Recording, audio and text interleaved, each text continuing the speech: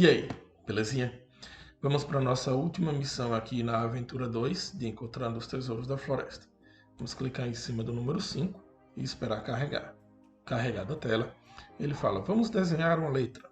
Estamos terminando de coletar os alimentos. Precisamos encerrar essa aventura desenhando mais uma letra no solo da floresta para deixar um recado para outros amigos que estão vindo ao nosso encontro. Nesse caso, o nosso robô ele tem que sair desse ponto amarelo e fazer todo o percurso pegando todas as frutas.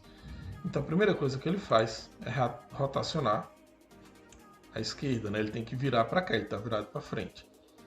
Quando ele virar para a esquerda, ele vai andar 1, 2, 3, 4 casas para frente. Então a gente puxa aqui o velho Ctrl+C, Ctrl+V para poder ir mais rápido. Ó. Copiando aqui os caminhos. Então, virou para a esquerda, andou para frente. Tem que virar para a direita. Então, rotaciona para a direita. Em seguida, ele vai ter que andar 1, 2, 3, 4, 5. Dá um Ctrl+C, Ctrl+V aqui. 1, 2, 3, 4, 5. Vai colocando um embaixo de outro para poder ligar, que é mais fácil.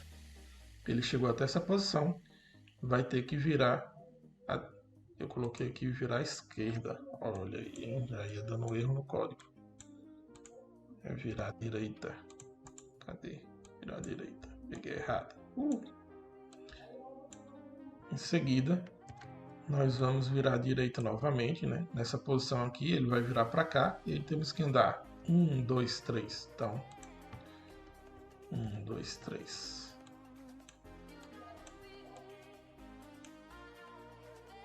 Para testar.